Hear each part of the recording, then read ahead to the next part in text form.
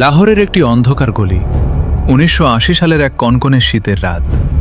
আপনার সামনে পাকিস্তানের আইএসআই এর দুজন সশস্ত্র অফিসার, আর আপনার পকেটে লুকানো ভারতের একটি অত্যন্ত গোপন কোড। ধরা পড়লে কোনো বিচার হবে না, সরাসরি কপালে জুটবে বুলেট। ঠিক এই পরিস্থিতিতে দাঁড়িয়েছিলেন একজন মানুষ, অজিত ডোভাল। ১ মার্চ ১৯৮০। দিল্লি থেকে নির্দেশ এলো, মিশন শুরু করো। কিন্তু এটি কোনো সাধারণ মিশন ছিল না। নিজের পরিবার, নিজের ধর্ম, এমনকি নিজের দেশের নাম পর্যন্ত ভুলে যেতে হবে দীর্ঘ ৭ বছরের জন্য। ভাবুন তো, ৭টি বছর, প্রতিটা সেকেন্ড আপনাকে এমন একজনের অভিনয় করতে হচ্ছে যে আপনি নন। এক মুহূর্তের ভুল মানেই ভারতের ইতিহাসের সবচেয়ে বড় গোয়েন্দা বিপর্যয়। আজ আমরা জানব কিভাবে একজন ভারতীয় আইপিএস অফিসার পাকিস্তানের হৃৎপিণ্ডে ঢুকে ৭ বছর ধরে মৃত্যুর সাথে পাঞ্জা লড়েছিলেন। লাহোরে টিকে থাকতে হলে ডোভালকে কেবল গোয়েন্দা নয়, একজন খাঁটি পাকিস্তানি হয়ে উঠতে হতো। শুরু হলো ১৯৮০ থেকে ৮১ সালের সেই কঠিন রূপান্তর। তিনি উর্দু ভাষার প্রতিটি সূক্ষ্ম টান আর লাহোরি আঞ্চলিক বাচনভঙ্গি এমনভাবে রপ্ত করলেন যে কেউ কল্পনাও করতে পারত না তিনি একজন কেরল ক্যাডারের ভারতীয় অফিসার। তিনি ঘন্টার পর ঘন্টা কোরআন এবং ইসলামের ইতিহাস পাঠ করলেন। কেন জানেন? কারণ লাহোরের মাজার বা মসজিদে কেউ যদি তাকে ধর্ম নিয়ে কোনো প্রশ্ন করে, তবে তার উত্তর যেন কোনো ঝানো মূর্ভির চেয়ে কম না হয়। তর্কের খাতিরে তিনি বড় বড় ধর্মীয় পণ্ডিতদেরও থামিয়ে দিতে পারতেন। কিন্তু রূপান্তরটা কেবল ভাষাতে ছিল না, ছিল অভ্যাসেও। ডোভাল জানতেন ছোট একটি ভুল অভ্যাসই হতে পারে তার মৃত্যু পরোয়ানা। তাই তিনি ডান হাত দিয়ে রুটি ছেঁড়ার সেই বিশেষ পাকিস্তানি কায়দা রপ্ত করলেন, যা ওখানকার মানুষের একটি সহজাত অভ্যাস। এমনকি মসজিদে ওযু করার নিয়ম থেকে শুরু করে জুম্মার নামাজে বসার ভঙ্গি পর্যন্ত সবকিছু ছিল নিখুঁত। তিনি লাহোরের ঘিঞ্জি গলিগুলোতে একজন সাধারণ মুসলিম যুবক হিসেবে ঘুরে বেড়াতেন, স্থানীয়দের সাথে আড্ডা দিতেন। দিনের পর দিন তিনি ওখানকার কড়া চা আর জিলিপি পুরি খেয়েছেন, যাতে কারোর মনে সামান্যতম সন্দেহের উদ্রেক না হয়। একদিকে তিনি ছিলেন সবার কাছের এক হাসি খুশি যুবক, আর অন্যদিকে তার তীক্ষ্ণ কান সারাক্ষণ পড়ে থাকত মিলিটারি অফিসারদের ফিসফিসানি আর গোয়েন্দা তথ্যের খোঁজে। এভাবে ডোভাল নিজের অস্তিত্বকে বিলীন করে দিয়ে হয়ে উঠেছিলেন পাকিস্তানের এক ছায়া নাগরিক। ১৯৮২ সাল, মিশনের ২ বছর পার হয়ে গেছে। ডোভাল বুঝতে পারলেন কেবল রাস্তায় ঘুরে বা সাধারণ মানুষের সাথে মিশে বড় কোনো ব্রেকথ্রু পাওয়া যাবে না। তাকে পৌঁছাতে হবে সিস্টেমের হৃৎপিণ্ডে, অর্থাৎ আইএসআই এর অন্দরে। কিন্তু একজন ভারতীয় হিসেবে সরাসরি সেখানে যাওয়া ছিল আত্মহত্যা শামিল। তাই তিনি বেছে নিলেন এক অনন্য রণকৌশল। তিনি টার্গেট করলেন আইএসআই এর ক্লার্ক, ড্রাইভার এবং নিচু স্তরের কর্মচারীদের। তিনি জানতেন বড় অফিসাররা যা গোপন রাখেন, এই ছোট কর্মচারীরা অজান্তেই তা আড্ডার ছলে ফাঁস করে দেন। ডোভাল নিজের পকেটে টাকা খরচ করে লাহোরের সস্তা রেস্তোরাঁগুলোতে তাদের সাথে আড্ডা জমাতেন। তাদের বিশ্বাস অর্জন করতে তিনি কখনো হয়ে উঠতেন একজন উদার মনের বন্ধু, আবার কখনো একজন সমব্যথী প্রতিবেশী। ঘন্টার পর ঘন্টা ধোঁয়া ওঠা চায়ের কাপে চুমুক দিতে দিতে তিনি তাদের মুখ থেকে বের করে আনতেন পাকিস্তানের অত্যন্ত গোপনীয় সব সামরিক মুভমেন্টের খবর। এই সময়ই তিনি ভারতের নিরাপত্তার জন্য সবচেয়ে বড় হুমকিটি শনাক্ত করেন। তিনি জানতে পারেন পাকিস্তান গোপনে ভারতের পাঞ্জাবে বিপুল পরিমাণ অত্যাধুনিক অস্ত্র পাঠাচ্ছে খালিস্তানি সন্ত্রাসীদের সাহায্য করার জন্য। তিনি কোনো ডায়েরি বা কাগজ ব্যবহার করতে পারতেন না, কারণ যে কোনো সময় আকস্মিক তল্লাশিতে ধরা পড়ার ভয় ছিল। তাই তিনি সেই অস্ত্রের রুট, ড্রপ জোন এবং নিখুঁত সময় সবকিছু নিজের মস্তিষ্কের মেমোরিতে গেঁথে নিতেন।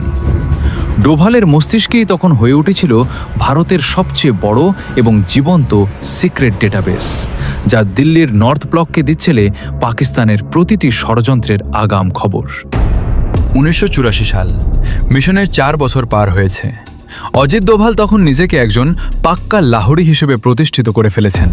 কিন্তু একদিন লাহোরের বিখ্যাত দাতা দরবার মাজারে যা ঘটল, তা ছিল কল্পনারও অতীত।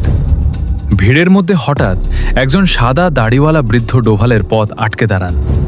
বৃদ্ধের দৃষ্টি ছিল চিল বেঁধা, যেন তিনি ডোভালের চামড়া ফুঁড়ে তার আসল পরিচয় দেখে নিচ্ছেন।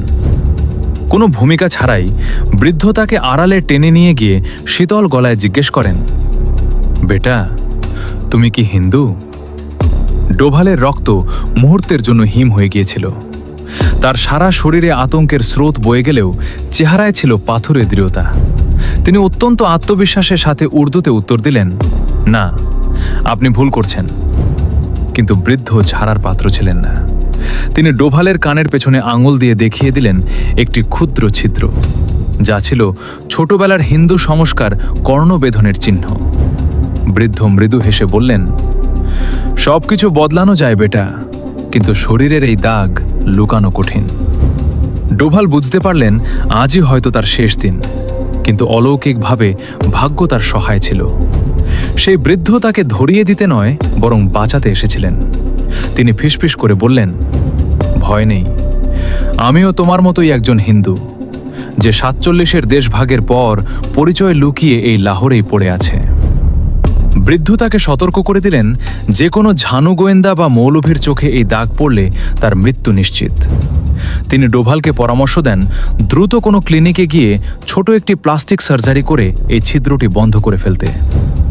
সেই রাতে ডোভাল বুঝেছিলেন, গোয়েন্দা জীবনে আবেগ বা সাহসিকতাই শেষ কথা নয়। শত্রুর ডেরায় টিকে থাকতে হলে শরীরের প্রতিটি ইঞ্চিতেও ছদ্মবেশ ধারণ করতে হয়। এটি ছিল ডোভালের জন্য জীবনের সবচেয়ে বড় শিক্ষা, যেখানে একটি সামান্য কানের ছিদ্র 7 বছরের মিশনকে ধ্বংস করে দেওয়ার জন্য যথেষ্ট ছিল। 1985 থেকে 86 সাল, মিশনের 5 বছর পার হয়ে গেছে। ডোভাল তখন আর কেবল একজন সাধারণ তথ্য সংগ্রহকারী নন, তিনি হয়ে উঠেছেন একজন মাস্টার অপারেটিভ। তার পাঠানো নিখুঁত তথ্যের ভিত্তিতে ভারত সরকার পাকিস্তানের একের পর এক গোপন অপারেশন নস্যাৎ করে দিচ্ছিল। একদিকে অমৃতসরের স্বর্ণমন্দিরে থাকা খালিস্তানি জঙ্গিদের দমনে অপারেশন ব্ল্যাক থান্ডারের প্রস্তুতি চলছিল, অন্যদিকে ডোভাল পাকিস্তান থেকে সরবরাহ করা অস্ত্রের চালানের খবর দিল্লিতে পাঠাচ্ছিলেন। কিন্তু এই অবিশ্বাস্য সাফল্যেরই একটি পার্শ্ব প্রতিক্রিয়া ছিল। পাকিস্তানের কাউন্টার ইন্টেলিজেন্স বা আইএসআই বুঝতে পারছিল যে তাদের অন্দরে কোনো এক বিপজ্জনক ছায়া লুকিয়ে আছে। হঠাৎ করেই লাহোরের প্রতিটি মোড়ে নজরদারি বেড়ে গেল। ডোভাল লক্ষ্য করলেন তার ভাড়াবাড়ির আশেপাশে অপরিচিত কিছু মানুষের আনাগোনা বেড়েছে, যারা ফেরিওয়ালা বা পথচারীর ছদ্মবেশে আসলে তার উপর নজর রাখছে। ঠিক এই সময়েই আসে সেই বিভীষিকাময় মুহূর্ত। সন্দেহের বশবর্তী হয়ে পাকিস্তানের একটি ইন্টেলিজেন্স সেল তাকে জিজ্ঞাসাবাদের জন্য তুলে নিয়ে যায়। একটি অন্ধকার ঘরে ঘণ্টার পর ঘণ্টা জেরা চলল। ডোভাল জানতেন এক মুহূর্তের দুর্বলতা বা ঘাম মানেই চিরতরে নিখোঁজ হয়ে যাওয়া, কিন্তু ডোভাল ছিলেন অটল। তিনি এমনভাবে পাকিস্তানি উর্দুর বিশেষ লাহোরি টানে কথা বললেন এবং অবলীলায় কোরআনের এমন সব গূঢ় রেফারেন্স ব্যবহার করলেন যে জহুরি গোয়েন্দারাও বিভ্রান্ত হয়ে পড়ল। তিনি তাদের বিশ্বাস করাতে সক্ষম হলেন যে তিনি একজন সাধারণ পাকিস্তানি নাগরিক, যার সাথে গোয়েন্দাগিরির কোনো সম্পর্ক নেই। তার চোখের পলক পর্যন্ত কাঁপেনি। সেই দফায় তিনি মুক্তি পেলেও ডোভাল বুঝতে পেরেছিলেন যে চারদিকের অদৃশ্য জালটা ধীরে ধীরে ছোট হয়ে আসছে। বিপদ তখন আর দূরে নয়, একদম তার দরজার ওপারেই দাঁড়িয়ে। তাকে এখন আরও সজাগ হতে হবে, কারণ শত্রুর সন্দেহ একবার জেগে উঠলে দ্বিতীয়বার প্রাণ নিয়ে ফেরা প্রায় অসম্ভব। 1987 সাল, দীর্ঘ 7 বছর পর দিল্লির সদর দপ্তর থেকে সেই ওয়ানলাইন মেসেজটি আসে, যার জন্য কোনো গোয়েন্দাই প্রস্তুত থাকে না। আপনার পরিচয় ফাঁস হতে চলেছে, অবিলম্বে পাকিস্তান ছাড়ুন। সংকেতটি ছিল পরিষ্কার। ডোভালের ওপর যে ছায়া নজরদারি চলছিল তা এখন মরণ ফাঁদে পরিণত হতে যাচ্ছে। হাতে সময় ছিল মাত্র কয়েক ঘন্টা। ডোভা জানতেন সাধারণ কোনো আন্তর্জাতিক চেকপোস্ট বা লাহোর বিমানবন্দর ব্যবহার করা মানেই সরাসরি মৃত্যুর মুখে পা দেওয়া, কারণ সেখানে ইতিমধ্যেই তার সম্ভাব্য স্কেচ বা ছবি পৌঁছে গিয়েছিল। শুরু হলো এক যন্ত্রণাদায়ক কিন্তু প্রয়োজনীয় প্রক্রিয়া। ডোভাল তার ঘরের প্রতিটি কোণ তল্লাশি করলেন। গত 7 বছরের তিল তিল করে জমানো ডায়েরির পাতা, ছোট ছোট চিরকুট এবং ব্যক্তিগত সব স্মৃতি তিনি একে একে আগুনে পুড়িয়ে ফেললেন। এমনকি যে পোশাকগুলো তাকে লাহোরি বানিয়ে রেখেছিল সেগুলোকেও তিনি চিরতরে বিদায় জানালেন। পেছনে পড়ে রইল 2555 দিনের এক ছদ্মবেশী জীবন। ধরা পড়ার ঝুঁকি এড়াতে তিনি লাহোর থেকে সরাসরি সীমান্তের দিকে না গিয়ে ভিন্ন পথে করাচির দিকে রওনা দেন। পথে তিনি বুঝতে পারছিলেন সাদা পোশাকে আইএসআই এর এজেন্টরা তাকে অনুসরণ করছে। করাচির একটি অত্যন্ত ঘিঞ্জি এবং জনাকীর্ণ বাজারে ঢুকে তিনি তার গোয়েন্দা বুদ্ধিকে কাজে লাগালেন। গলি থেকে উপগলিতে দ্রুত মোড় নিয়ে তিনি তার পিছু নেওয়া এজেন্টদের ধোঁকা দিতে সক্ষম হন। সেখানেই এক গোপন স্থানে তিনি দেখা করেন ভারতের এক স্লিপার কন্ট্রাক্টের সাথে। সেই ব্যক্তি ডোভালের হাতে তুলে দেন সীমান্তের এক দুর্গম অঞ্চলের মানচিত্র এবং কিছু বিশেষ কোড। শুরু হলো এক অসম লড়াই, যেখানে একদিকে ছিল পাকিস্তানের পুরো রাষ্ট্রযন্ত্র আর অন্যদিকে একজন একা মানুষ, যার কাছে ফেরার জন্য কোনো অফিসিয়াল রাস্তা খোলা ছিল না। 1987 সালের এক ঘন অন্ধকার রাত। করাচি থেকে সীমান্ত পর্যন্ত কয়েকশো মাইলের দীর্ঘ পথটি ডোভালের জন্য ছিল একটি জীবন্ত মাইনফিল্ড। তিনি যখন ছদ্মবেশে সীমান্তের দিকে এগোচ্ছেন, হঠাৎ লক্ষ্য করলেন আয়নায় একটি কালো গাড়ির হেডলাইট। আইএসআই-এর এজেন্টরা তাকে ছাড়েনি। এক চুল পরিমাণ ভুল মানেই হয়তো চিরতরে পাকিস্তানের কোনো অন্ধকার কারাগারে হারিয়ে যাওয়া। ডোভাল জানতেন সোজা পথে পালানো অসম্ভব, তাই তিনি ব্যবহার করলেন সেই গোপন ম্যাপটি, যেখানে একটি পরিত্যক্ত এবং জরাজীর্ণ সুড়ঙ্গের উল্লেখ ছিল। সেই সুড়ঙ্গটি ছিল যমদূতের গহ্বরের মতো। ভেতরটা ছিল হাঁটু সমান পচা কাদা আর বিষাক্ত গ্যাসে ভরা, যেখানে শ্বাস নেওয়া ছিল এক কঠিন যুদ্ধ। ডোভালকে কয়েক মাইল পথ হামাগুড়ি দিয়ে এগোতে হয়েছিল। ওপর দিয়ে তখন পাকিস্তানি রেঞ্জারদের বুটের আওয়াজ শোনা যাচ্ছে, আর সার্চ লাইটের তীব্র আলো বারবার মাটির ফাটল দিয়ে ভেতরে ঢুকে আসছিল। প্রতিটি মুহূর্তে মনে হচ্ছিল এই বুঝি সুড়ঙ্গটি ধসে পড়বে, অথবা কোনো পাকিস্তানি জওয়ানের নজরে পড়ে যাবেন তিনি। কিন্তু ডোভালের ধমনীতে তখন বইছে ভারতের জন্য কিছু করার তীব্র জেদ। 7 বছর ধরে জমানো অমূল্য তথ্যগুলো তাকে নিরাপদে ওপারে পৌঁছে দিতেই হবে। কর্দমাক্ত শরীরে প্রায় জ্ঞান হারানো অবস্থায় যখন তিনি সুড়ঙ্গের শেষ প্রান্তে পৌঁছালেন, তখন পূব আকাশে হালকা আলোর আভা দেখা দিয়েছে। তিনি সুড়ঙ্গ থেকে বের হয়ে দেখলেন সামনে সেই কাঁটাতারের বেড়া, ওপারে ভারতের মাটি। পেছনে ফেলে আসা 7টি বছর আর মৃত্যুর হাতছানিকে জয় করে তিনি যখন ওপারে পা রাখলেন, তখন তার সারা শরীরে কাদা আর ক্ষত, কিন্তু মনে ছিল এক অজেয় তৃপ্তি। তিনি জানতেন ভারতের এই অতন্দ্র প্রহরী আজ এক অসম্ভবকে সম্ভব করে ফিরে এসেছে। 1987 সালে সেই ভোরে যখন সূর্য উঠল, সেই সূর্যের আলো অজিত ডোভালের জন্য এক নতুন জীবনের বার্তা নিয়ে এসেছিল। 7টি দীর্ঘ বছর, অর্থাৎ 2555টি দিন পর তিনি প্রথমবার বুক ভরে নিজের দেশের মুক্ত বাতাসে নিঃশ্বাস নিলেন।